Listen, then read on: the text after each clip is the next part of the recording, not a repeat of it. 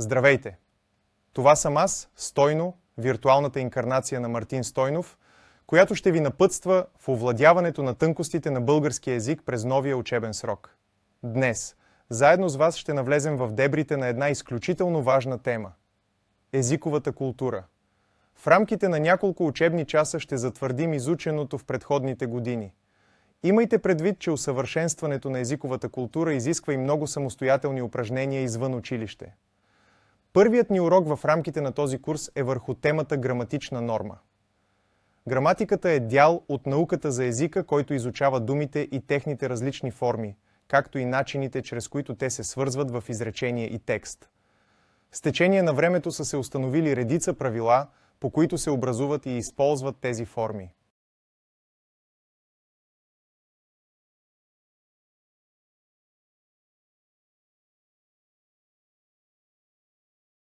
В рамките на тази тема ще разгледаме как се членува правилно, как се образуват форми за множествено число, как се използват местоимения, как се съгласуват думите в изречението, как се образуват учтиви форми, как да образуваме правилни глаголни форми. И естествено ще направим много упражнения, за да затвърдим наученото. Пожелавам ви успех и приятно учене!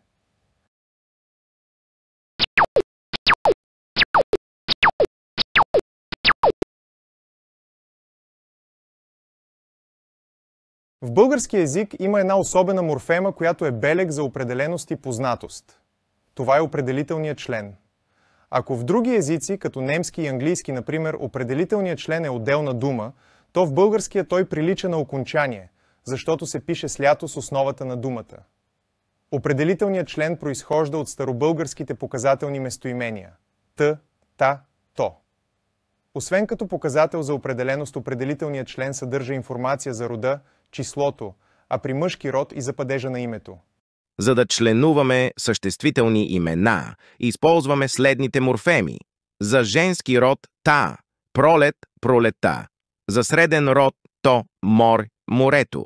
За мъжки род има цели 4 варианта, които ще обсъдим подробно малко по-късно. Юнак, юнака или юнакът. Лекар, лекаря или лекарият. За множествено число определителният член е морфемата те или та. Вазите, юнаците, лекарите, моретата, децата.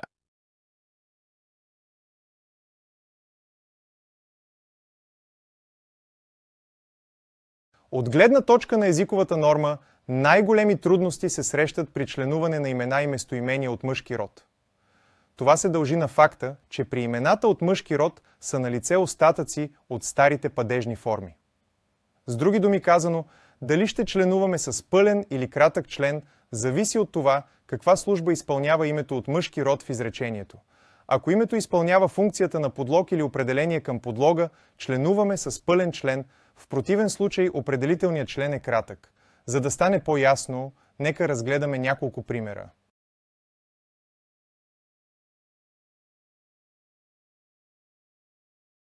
Първият случай, който ще разгледаме, е когато съществително име изпълнява функцията на подлог, а сказуемото е глагол в деятелен залог. Думата архитект е подлог, защото е извършител на действието. Открива се с въпроса кой изготви архитектурния план и може да бъде заменена с местоимението той.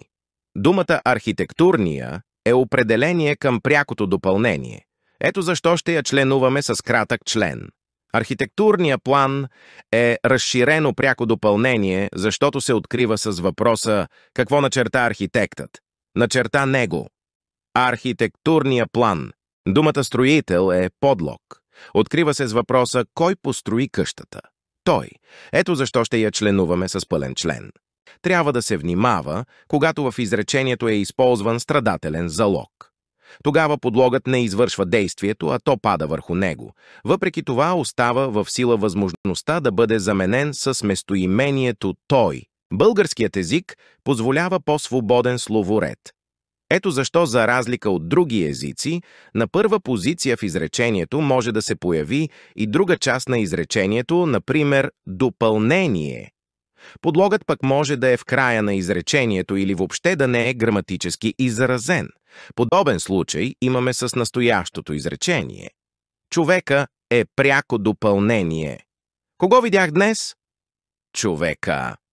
Подлогът пък не е изразен, защото се подразбира от глаголната форма. Аз видях човека. Подобно изречение се нарича безподложно и е характерно за българския език.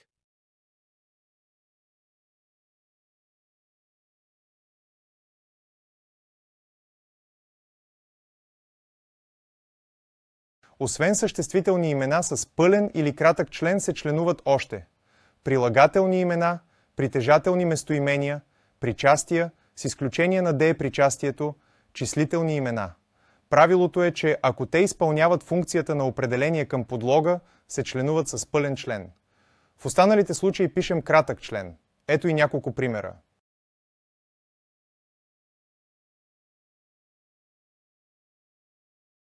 Примери за членувани определения към подлога. Товарният влак блъсна пешеходеца. Прилагателно име, моят учебник е скъсан. Притежателно местоимение, закъснелият ученик остана на изпит. Минало свършено деятелно причастие. Първият космонавт се казва Юрий Гагарин. Числително име.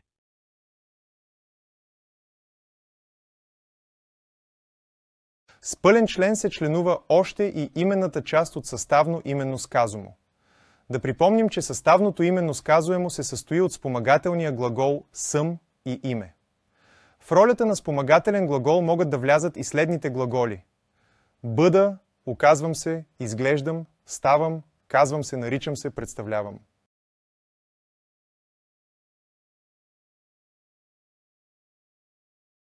Примери за съставно именно сказуемо: Иван е ученикът, който счупи прозореца.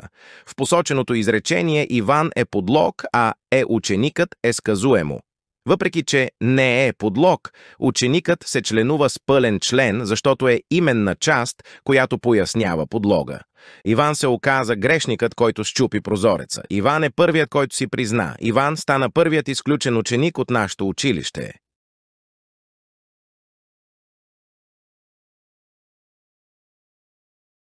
Ей, ти там, защо не внимаваш? Ето и още няколко правила, които трябва да съблюдавате. Прякори и прозвища винаги се пишат с кратък член, без значение каква е синтактичната им функция. Заглавия на творби и други подобни се изписват така, както ги е озаглавил авторът. Тоест, ако е с пълен член на корицата, заглавието винаги се изписва с пълен член.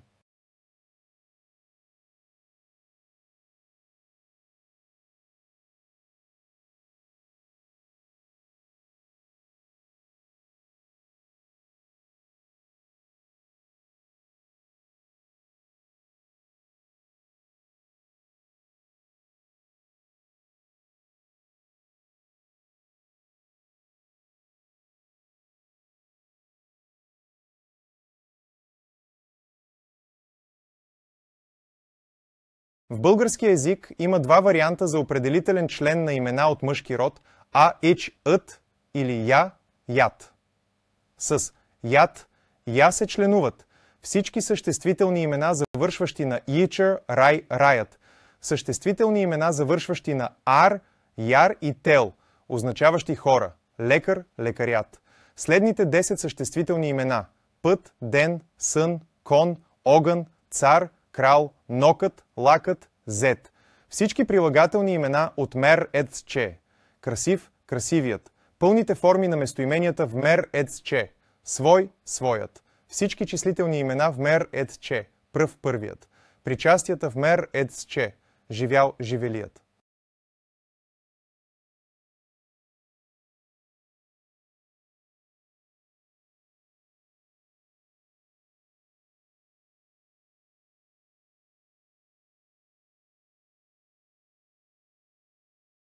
Запомнете, наименования на институции и неща, единствени по рода си, задължително се членуват. Ако запомните това правило, ще станете по-грамотни от много български депутати, които гледат законите в пленарна зала, вместо, както е по-правилно, пленарната зала.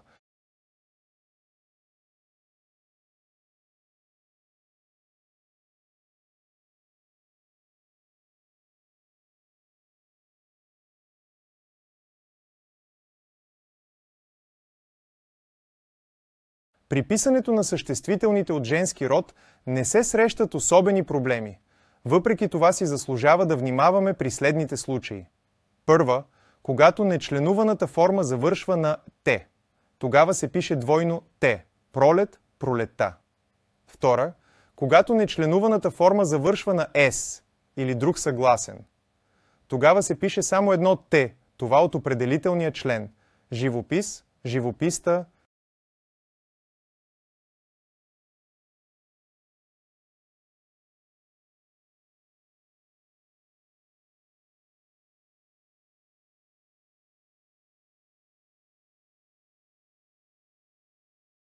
И последно за членуването. Ако имаме две или повече прилагателни, които определят дадено съществително, трябва да внимаваме кои от тях ще членуваме. Правилото е следното.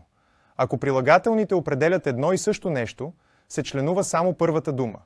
Ако се определят два или повече обекта, изразени с едно и също съществително, се членуват и двете определения. Ето и примерите.